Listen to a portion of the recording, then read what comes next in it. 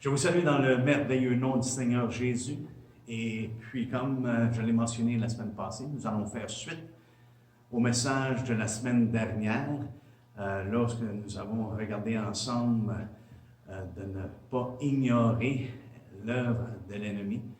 Nous savons qu'il accuse et souvent il se sert de ceux qui nous sont proches. Et ça ne devrait pas nous surprendre puisqu'on retrouve ces paroles-là de la part du Seigneur qui nous met en garde justement lorsqu'il nous dit dans Matthieu 10, 36, « Et l'homme aura pour ennemi les gens de sa maison. » L'ennemi, on peut dire qu'il ne fait pas égard de qui il utilise aussi longtemps qu'il puisse accomplir ses desseins.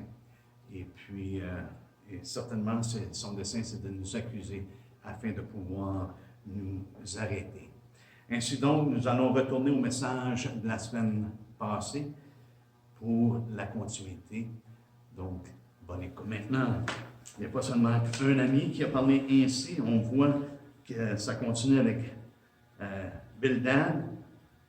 Bildad, son nom veut dire fils de consternation, un homme habitué à l'abattement, et j'ai l'impression que lui, ce qu'il considérait, c'était les circonstances qui entouraient Job. Tout ce qui se passait, ce n'était pas nécessairement ses richesses, mais les circonstances démontrent qu'il y a un problème à quelque part avec Job, n'est-ce pas? Et puis, il commence, dans ses accusations, il l'accuse d'agresser Dieu dans ses pourparlers. Allez avec moi dans Job 8, lorsque Bildad parle. Chapitre 8. Ça nous dit au verset 2, « Jusqu'à quand veux-tu discourir de la sorte, et les paroles de ta bouche seront-elles un vent impétueux? » Autrement dit, Job, lorsque tu parles, c'est comme tu attaques ou tu agresses Dieu dans tes pourparlers. Au verset 13, il l'accuse d'être impie.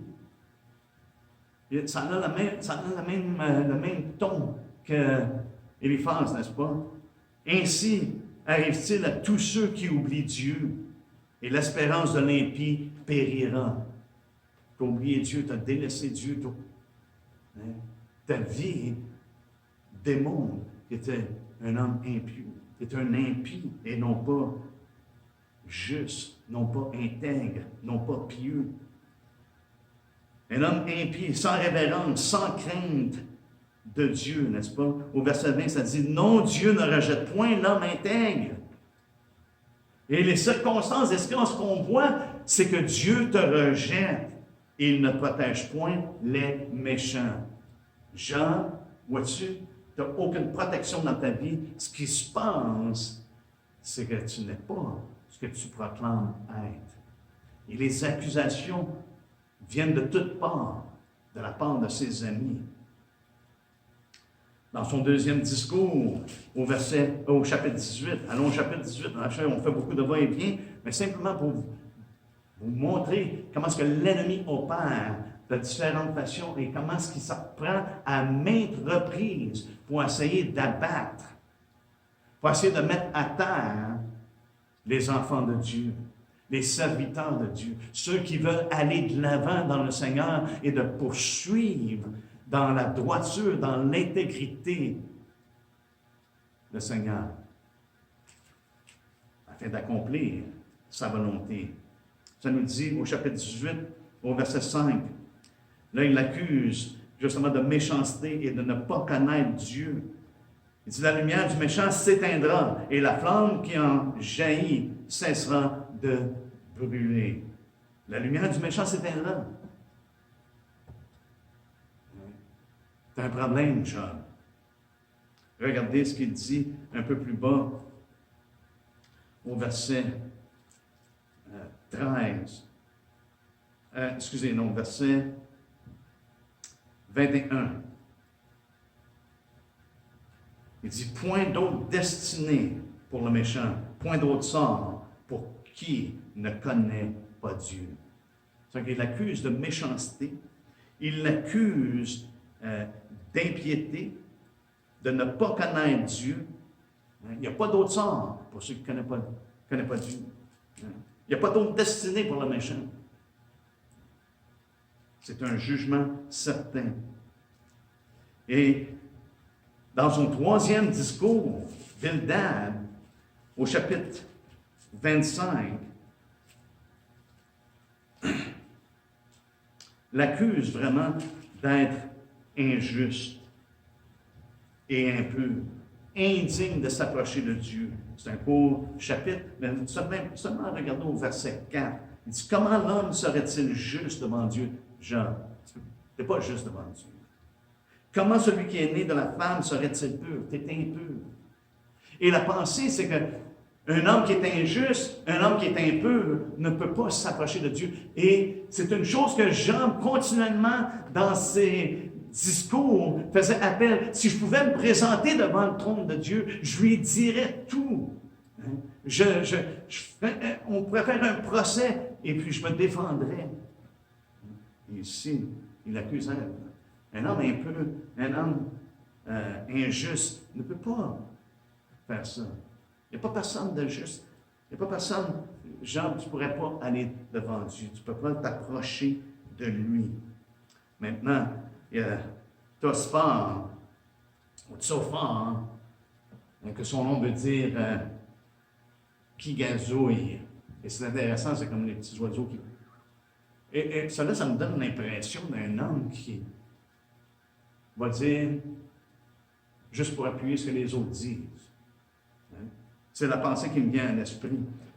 Un homme qui est un peu léger, répétitif. OK, je vais affirmer ça. Et qu'est-ce qu'il fait? Regardons ensemble au chapitre 11. Comment est-ce qu'il accuse Job? Il l'accuse d'être excessivement injuste. Le chapitre au complet se tourne vers ça. Mais il l'accuse d'être vain. Il l'accuse de vanité au verset 3. Tes vains propos feront-ils taire les gens?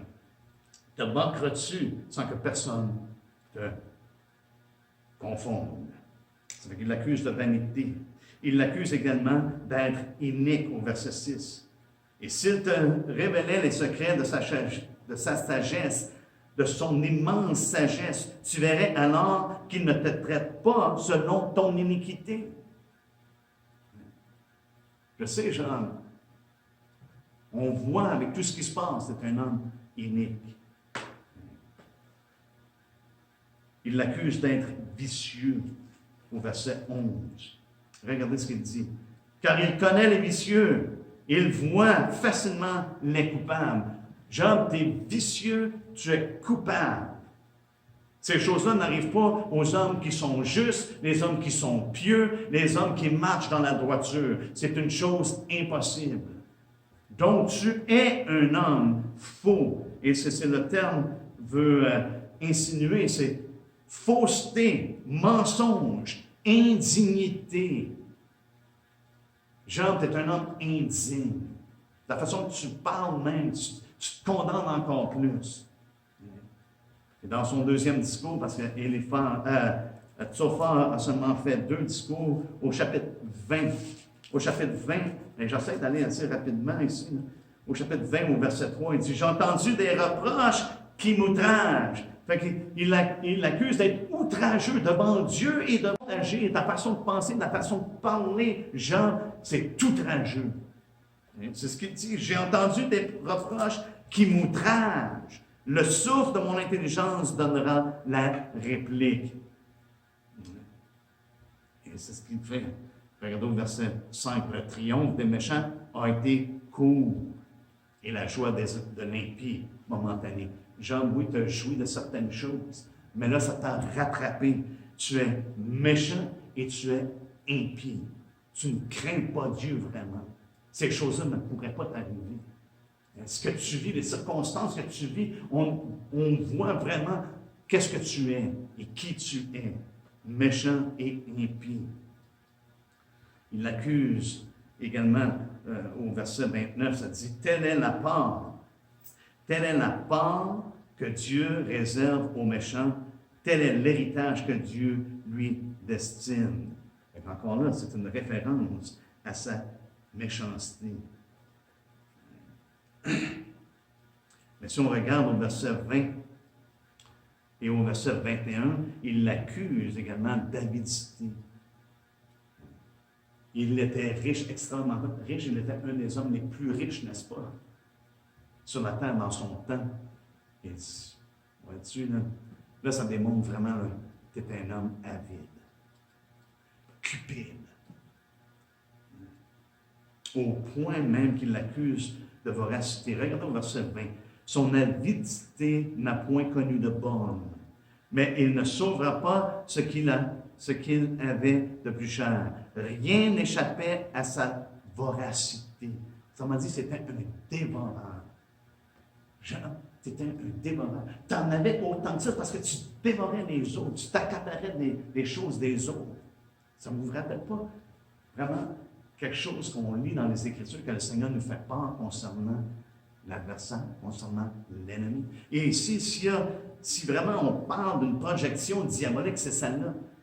Ici, Job est accusé d'être un dévoreur. Le Seigneur Jésus nous dit que l'ennemi vient pour dévorer, n'est-ce pas? Il vient pour dévorer, égorger et détruire. C'est un voleur. Et ici, Job subit toutes ces choses-là de la part de ses amis, de ceux qui étaient vraiment dans l'assemblée. J'aimerais terminer rapidement là-dessus. Le problème, c'est qu'au sein des assemblées de nos jours, la même chose se passe. Au sein de ceux qui sont prêts, les mêmes choses se passent. Parce que l'on vit dans la droiture, parce qu'une personne marche dans la nouveauté de vie, parce qu'une personne connaît Jésus-Christ et que sa vie exemplifie la droiture, la piété, la révérence envers Dieu, la crainte de Dieu, la justice de Dieu. Nous sommes la justice de Dieu en Jésus-Christ. Et cette justice-là est reflétée dans nos vies. Mais ça ne veut pas dire qu'il n'y aura pas d'attaques et des attaques qui sont sévères et des attaques qui sont répétitives et des attaques dans le but de détruire et de nuire au caractère et à la réputation d'un homme de Dieu. On le voit avec Job ici. Mais le problème avec les amis de Job, savez-vous quoi? C'est qu'ils ont porté des accusations et des jugements selon les apparences. Voyez-vous, Dieu a dit à Samuel, « Hey, l'Éternel ne regarde pas ce que les hommes regardent. Les hommes portent attention aux apparences, ce qui frappe les yeux. Mais l'Éternel regarde au cœur. » Et c'est pour ça, lorsque Satan est venu devant lui, il a dit, « As-tu remarqué mon serviteur Job? C'est un homme qui marche droitement. C'est un homme qui est juste. C'est un homme qui est pieux. » Alléluia. Mais l'ennemi cherche à attaquer ça. Ses amis ont simplement regardé nos apparences, simplement regardé ce qui se passait. Il a tout perdu. Il n'y a plus de richesse. Même sa santé, tout ce qui est alentour de lui, ses circonstances sont catastrophiques. Il y a de quoi au-delà qu'on ne voit pas, mais Dieu est en train de le juger sévèrement.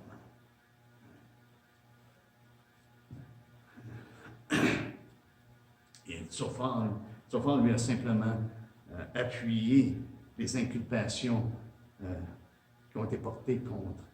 Il a appuyé ça. Il a parlé de la même manière que les autres.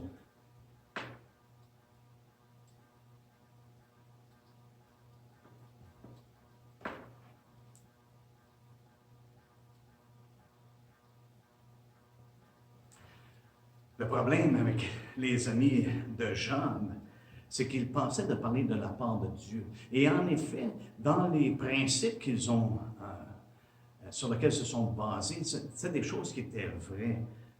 Mais leur connaissance était limitée dans la situation présente.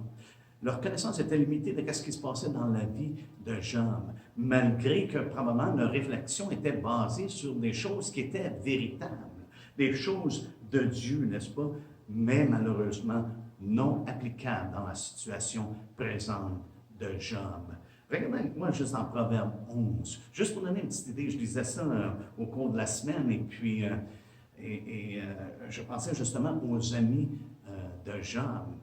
Et puis je me disais, moi, le fondement avec lequel ils ont parlé n'était pas fautif, mais ce n'était pas fait dans la droiture. Et on va voir ça ensemble. Regardez les raisonnements qu'ils peuvent avoir eus et la raison pour laquelle ils en sont venus à ces conclusions-là et ces accusations-là surtout.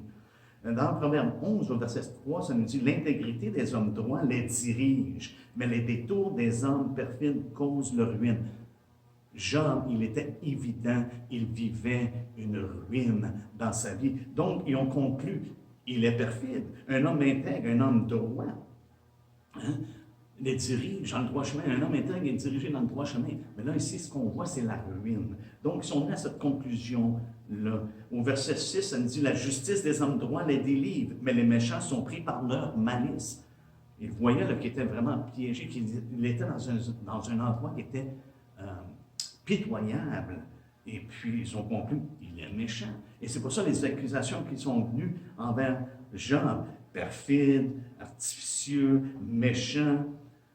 Et ça nous dit au verset 7, « À la mort du méchant, son espoir périt, et l'attente des hommes iniques est anéantie. » Et il voyait que tout ce que Job avait dans le passé était anéanti. Donc, il doit être un homme inique, un homme qui vit dans l'iniquité et non pas qu'est-ce qu'il avait l'air de vivre dans le passé, dans l'intégrité, n'est-ce pas? Allons au verset 20, juste pour nous donner une autre idée de sur quoi peut-être il se fondait pour amener ces conclusions-là. Ça dit, ceux qui ont le cœur pervers sont en abomination à l'Éternel, mais ceux dont la voix est intègre, lui, sont agréables. Et c'est certain qu'ils ont conclu, et c'est pour ça qu'ils l'ont accusé comme étant un homme pervers, parce que ce qu'ils voyaient ne définissait pas vraiment que Dieu était, qu'il était agréable à Dieu, excusez, n'est-ce pas? Et au verset 21, ça nous dit, « Certes, le méchant ne restera pas impuni. » Et ils ont conclu que Job était puni de la part de Dieu. Il était sous le jugement et la condamnation de Dieu. Donc, il est méchant plutôt que droit. Et spécialement à la fin du verset 21, ça nous dit, « Mais la postérité des justes sera sauvée. » Qu'est-ce qui est arrivé à la postérité de Job? Elle a péri, n'est-ce pas? Elle a péri. Donc, ils ont conclu que Job était méchant et ils l'ont accusé de ces choses-là. Voyez-vous, c'est ça qui est triste parce qu'ils se sont contentés de le condamner et non pas vraiment de chercher à savoir ce qui se passait vraiment. Alors, ils se sont basés sur ce qu'ils pensaient c'était Dieu. Et comme j'ai mentionné, ce n'était pas nécessairement des principes qui étaient faux, mais ce n'était pas applicable dans le cas de Job. Maintenant, Élihu vient sur la scène. Élihu est un quatrième personnage dans le livre de Job qui, justement, s'adresse à Job. Et si nous tournons dans Job 32, on voit ici qu'il y a une différente approche entre les amis de Job et Élihu. Et regardez au verset 1, ça nous dit, « Ces trois hommes sincères. » Là, il parle d'Éléphaz, de Baldad et de Tsophar. Ils cessèrent de répondre à Job parce qu'ils se regardaient comme justes. Alors s'enflamma de colère Élihu, fils de Barakiel, de Boz, de la famille de Ram. Sa colère s'enflamma contre Job parce qu'il se disait juste devant Dieu, et sa colère s'enflamma contre ses trois amis parce qu'ils ne trouvaient rien à répondre et que néanmoins, ils condamnaient Job. Voyez-vous, ça c'était l'approche de ses amis. Ils l'ont approché avec condamnation. Mais Élihu, lui, par contre, a approché Job, non pas avec condamnation, et même s'il a parlé à Job de manière très sévère et très directe, mais il l'a approché avec une réprimande. Il l'a repris plutôt que de le condamner. Fait qu'il n'a pas condamné son caractère, mais il l'a repris sur sa disposition, il l'a repris sur son attitude, il l'a repris sur ses propos, des choses qu'il a avancées, qui étaient à l'encontre de la révélation de Dieu. Et son nom veut dire Éléhu, il est mon Dieu. Donc il a pris, comme on pourrait dire, la défense de Dieu et il a parlé de sa part. Si on tourne un peu plus loin au chapitre 33 et on va voir au verset 12, on voit un peu l'attitude. Ce n'est pas une attitude de condamnation, mais c'est une réprimande. Il dit, je te répondrai au verset 12 du chapitre 33, je te répondrai quand cela tu n'as pas raison, car Dieu est plus grand que l'homme. Si tu essaies de te comparer avec Dieu, Job, tu vas être dans le tort. Et quand tu essaies de dire que c'est toi qui as raison, c'est problématique, n'est-ce pas? Et ça s'adresse à chacun de nous ici. Et allons au chapitre 34. Et si on descend au chapitre 34, verset 35, ça nous dit, Job parle sans intelligence. C'est ça qu'Élihu lui dit. Job parle sans intelligence et ses discours manquent de raison, qu'il continue donc à être éprouvé. Tant aussi longtemps que tu vas parler comme ça, Job, tu vas être éprouvé. Là. Puisqu'il répond comme font les méchants. Il ne l'accuse pas d'être méchant, mais il dit là, tu agis comme une personne qui est méchant. Et pourquoi? Parce que tu parles sans intelligence, tu manques de raison dans tes discours. Au verset 37, car il ajoute à ses fautes de nouveaux péchés, il bat des mains au milieu de nous, il multiplie ses paroles contre Dieu. Et c'est ça le problème, c'est que l'attitude de Job, dans certains discours, dans certains propos qu'il avançait, était à l'encontre de Dieu, malheureusement. Et puis, un peu plus loin encore, une fois, au chapitre 36, si on descend au verset 17, Élihu lui parle et dit, mais si tu défends ta cause comme un impie, il ne l'accuse pas d'être impie, mais si tu agis comme moine, comme un impie, si tu fais, tu réponds et tu prends ta cause comme un impie, le châtiment est inséparable de ta cause. Dieu va châtier l'impie également. Que l'irritation ne t'entraîne pas à la moquerie. Regardez au verset 21. Garde-toi de te livrer au mal, car la souffrance t'y dispose. Et c'est ce qui est arrivé avec Job à travers la souffrance qu'il a vécue, sa disposition. Il y a des choses qui disaient qu'il n'était pas convenable. Et ça s'en prenait à la justice de Dieu, à qu'est-ce qui se passait dans sa vie, comment est-ce que Dieu pouvait permettre ces choses-là dans sa vie. Hein? On pourrait dire que Job, par moments, était envahi et ses sentiments prenaient le dessus et non pas nécessairement un raisonnement qui est sain. Et le raisonnement avec lequel il avait été dirigé dans le passé, un raisonnement qui est intègre, n'est-ce pas? Le Seigneur l'a repris, on voit qu'Élihu a parlé justement de la part du Seigneur, parce que lorsque le Seigneur parle à Job, on voit ça au chapitre 38, versets 1 et 2, ça nous dit, l'Éternel répondit à Job du milieu de la tempête et dit que qui obscurcit mes desseins par des discours sans intelligence. La même chose que Élihu lui a dit, tu parles comme un homme qui n'a pas d'intelligence. Et le Seigneur lui dit, qui est celui qui obscurcit mes desseins par des discours sans intelligence? Jean, tu parles à travers ton chapeau. Tu ne comprends pas tout et tu ne vois pas mes desseins en ce moment. Et c'est mieux dans ce temps-là de ne pas ouvrir la bouche. Tu débordes dans tes propos. Tu parles comme quelqu'un qui n'a pas d'intelligence. Regardons ensemble au chapitre 39. Au chapitre 39, à partir du verset 34 également, l'Éternel s'adresse à Job, n'est-ce pas? Il lui dit au verset 35, « Celui qui dispute contre le Tout-Puissant est-il convaincu? Celui qui conteste avec Dieu a-t-il une réplique à faire? » Donc, ici, dans ses propos, c'est là que je dis qu'il a ses propos, il a débordé dans ses propos, il s'est mis à questionner Dieu, et ici, le Seigneur dit, tu disputes et tu contestes. Ça ne veut pas dire que Job n'était pas droit, Dieu a dit qu'il était droit. Ça ne veut pas dire que Job n'était pas intègre, Dieu a dit qu'il était intègre. Mais savez-vous quoi, même dans nos vies, lorsqu'on marche avec le Seigneur et qu'on passe à travers des épreuves et la souffrance nous frappe, parfois, on peut malheureusement se mettre à questionner Dieu, on peut se mettre à déborder dans nos propos. Et qui n'est pas parmi nous coupable de ces choses-là? Je pense que chacun de nous nous l'avons été à un moment donné ou à un autre. Et je pense que Job a vraiment passé le test, pour ma part, numéro 1, malgré que le Seigneur l'ait repris, comme il nous reprend également lorsqu'on dévie ou lorsqu'on ne parle pas selon le conseil de Dieu. Et on voit ici également au chapitre 40, au verset 3, que le Seigneur dit, il se donne raison face à Dieu. Au verset 3, ça nous dit, anéantiras-tu jusqu'à ma justice? Me condamneras-tu pour te donner droit? Autrement dit, Jean, tu as raison et c'est moi qui attends. Vraiment, pense-y comme il faut, Jean. Et je pense que suite à la réprimande d'Élihu, suite à la réprimande que Dieu fait à Job, Job revient à son sens, n'est-ce pas? Et une des choses peut-être qu'il a réalisé, c'est qu'il s'est mis à s'appuyer sur ses mérites. Avez-vous déjà pensé des fois que Dieu nous doit quelque chose?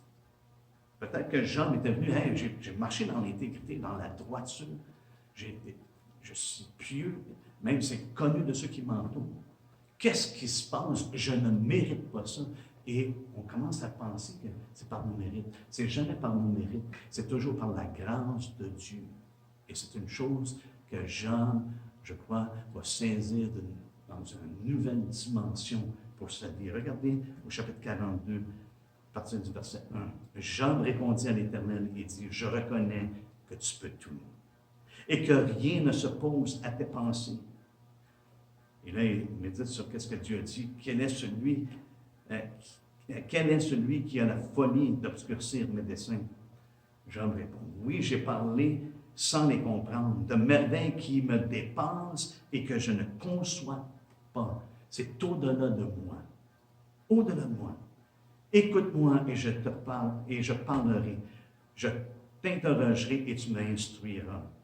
Mon oreille avait entendu parler de toi, mais maintenant mon œil t'a vu. » Et Job ici commence à contempler les merveilles, la grandeur et la supériorité de Dieu, des choses qui sont au-delà de lui-même, qu'il ne pouvait pas s'imaginer. Et regardez ce que ça produit. Au verset 6, « C'est pourquoi je me condamne et je me repens sur la poussière et sur la cendre. » Et c'est là qu'on voit la grande différence entre les accusations. Les accusations portent à la condamnation. Mais lorsque Dieu reprend, ça nous pousse à la repentance. Lorsqu'il nous reprend, ça nous convainc de pécher et ça nous mène à s'en détourner et à se repentir. Amen. Mais ce qui me semble étrange, frères et sœurs, c'est qu'on pendant avoir fait de recherches pour connaître la vérité. Il me semble n'avoir fait aucune enquête sur l'état de Job. Ils se sont assis avec lui pendant 7 jours de temps, ils ont regardé, oh my, hein? Malheur, quel malheur. Ils ont vu sa douleur, ils ont vu sa peine, ils ont vu son brisement, il était complètement à terre. Ils ont remarqué ça, ils ne pouvaient même pas ouvrir la bouche les 7 premiers jours, ils ont juste été dans sa présence. Mais à un moment donné, ils se sont mis à parler suite à ce que Job a dit, et là, ça l'a déboulé. Parce que dans leur tête, ils ne pouvaient pas concevoir qu'un homme de Dieu, un homme intègre, pouvait subir un tel changement, telle circonstance dans la vie, un tel jugement. Mais s'il avait simplement fait une enquête, il y avait encore des serviteurs qui étaient vivants, il y en a 3 qui sont venus me voir pour lui dire comment est-ce que les choses s'étaient passées. Ils connaissaient Job. Mais sa propre femme, n'est-ce pas, dans Job 2, Job, 2e chapitre, sa propre femme Lorsque Job prit un tesson pour se gratter et s'assit sur la cendre, au verset 9, ça dit, sa femme lui dit, tu demeures ferme dans ton intégrité.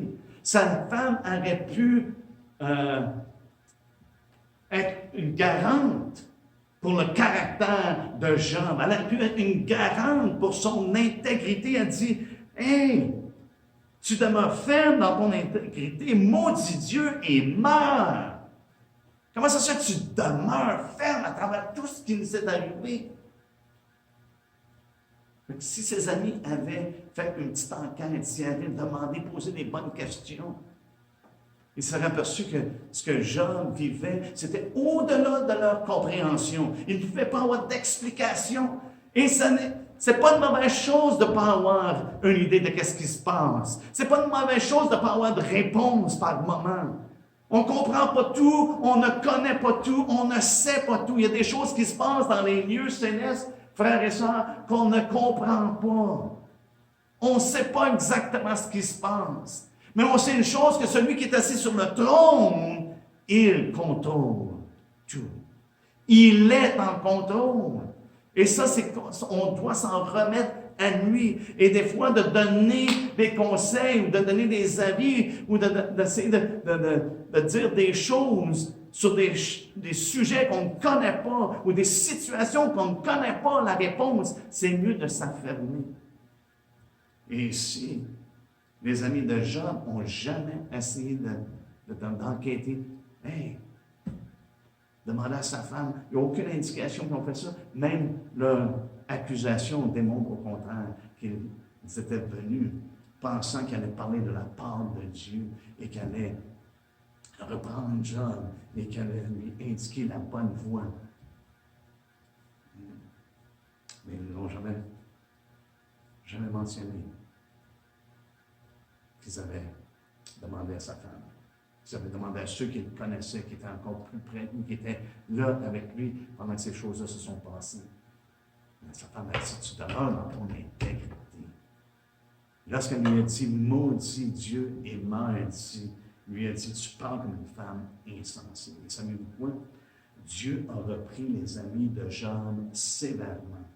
Il les a repris et en réalité, il a passé un jugement sur eux au même titre que Job a dit à sa femme, tu parles comme une femme insensée. Tu n'es pas dans ton bon sens. Allez au chapitre c'est 40 ou 40. Oups. Je passe tout droit. Au chapitre 42. Au chapitre 42, au verset 7, ça nous dit, après que l'Éternel eut adressé ses paroles à Job, il dit à Éliphaz de Théman, ma colère est enflammée contre toi et contre tes deux amis. Wow! Dieu n'a pas pris à la légère de la façon que Éliphaz et Bildad et Tsophar ont parlé à Job. Il n'a pas pris à la légère les accusations qu'il portait, la calomnie et la médisance. C'est une chose que Dieu est. Pourquoi? Parce que c'est le caractère de l'ennemi. C'est son but de détruire à travers le mal qui est propagé par la calomnie et la médisance. Et il dit, parce que vous n'avez pas parlé de moi avec droiture. Vous voyez, ils sont venus pour parler de Dieu. Mais ce n'était pas dans la droiture. Ce n'était pas dans la justice. Ce n'était pas avec intégrité. Ici, on peut voir que ça comprend ce que Dieu a dit à propos de Job. Il dit, comme l'a fait mon serviteur Job. Prenez maintenant 7 taureaux, verset 8, et 7 béliers. Allez auprès de mon serviteur Job et offrez pour vous un holocauste. Job, mon serviteur, priera pour vous. Et c'est par égard pour lui seul. C'est seulement par égard pour lui que je vais accepter votre offrande. Il devait aller à Job. Et c'est par égard pour lui seul que je ne vous traiterai pas selon votre folie. Vous avez agi en insensé, car vous n'avez pas parlé de moi avec droiture comme l'a fait mon serviteur Job. Et on voit les trois amis ont heureusement obéi et sont allés à Job. Et Job a prié pour eux. Voyez-vous, on peut passer dans des temps dans la vie où c'est extrêmement difficile. Pourquoi? Parce qu'il y a des accusations de toutes bords, des accusations de personnes qui sont prêtes, des accusations qui sont fausses et qui sont projetées sur nous. Des choses comme la méchanceté, la haine, l'impiété, l'iniquité et ces choses-là. Voyez-vous, Paul a dit à Timothée, dans 2 Timothée, on va terminer rapidement ici. 2 Timothée, au chapitre 2, verset 19. Néanmoins, le solide fondement posé par Dieu subsiste avec ces paroles qui lui servent de sceau. Le Seigneur connaît ceux qui lui appartiennent, et quiconque prononce le nom du Seigneur, qu'il s'éloigne de l'iniquité. Et ça, c'est le sceau que Dieu a mis. Il connaît ceux qui lui appartiennent et ceux qui prononcent le nom du Seigneur. Quiconque prononce le nom du Seigneur. Pas simplement ceux qui sont les plus spirituels. Non, quiconque prononce le nom du Seigneur, qu'il s'éloigne de l'iniquité. Une personne ne peut pas être en communion avec Dieu et marcher dans l'iniquité. C'est ce que ça fait référence. Maintenant, le diable est encore très actif, frères et sœurs, de nos jours. Il est encore très actif. Le Seigneur a mentionné à ses disciples que Satan voulait les réclamer pour les cribler, n'est-ce pas? Il est actif de nos jours, il l'était dans ce temps-là, il est encore de nos jours. Et Satan demande pour lui-même, il dit, Satan vous a demandé, vous a réclamé, dans le but de vraiment d'affliger, de torturer, de punir. Et le Seigneur a dit, mais j'ai prié pour vous autres.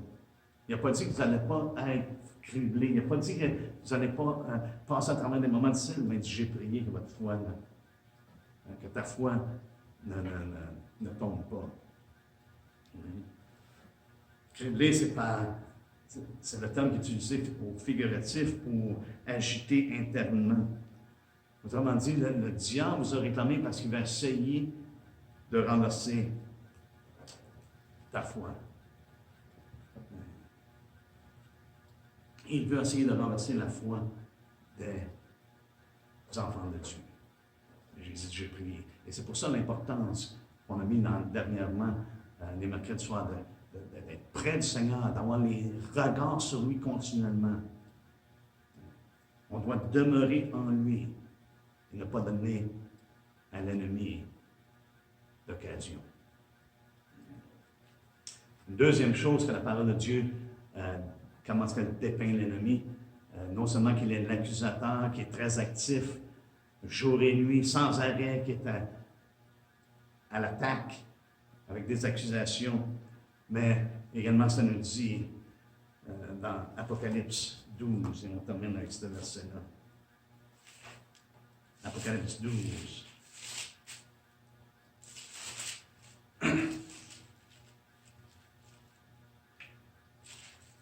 Au verset 12. Ça nous dit, c'est pourquoi réjouissez-vous, cieux, et vous qui habitez dans les cieux, malheur à la terre et à la mer, car le diable est descendu vers vous, animé d'une grande colère, sachant qu'il a peu de temps. Et ça, c'est comme ça qu'il le dépeint. En ce moment, l'ennemi est animé d'une grande colère. Et il s'en prend aux enfants de Dieu. Il s'en prend à l'Église que le Seigneur a bâtie. Lorsqu'on est en mesure de lui résister à ses trucs et à ses pièges, soit par la séduction, maintenant la tentation, le diable en convient aux accusations pour essayer de nous arrêter de servir le Seigneur, d'essayer de nous arrêter dans l'œuvre que Dieu nous appelle. Soyons toujours sur nos gardes, frères et sœurs, et demeurons les yeux fixés sur le Seigneur et continuons de marcher avec lui dans la droiture, dans l'intégrité, dans la justice. Et non seulement en parole, mais que nos vies reflètent que c'est Christ qui règne en nous. Amen. Soyez abondamment bénis et puis on se revoit la semaine prochaine, ou plutôt mercredi soir. On va passer un temps encore ensemble dans la parole de Dieu.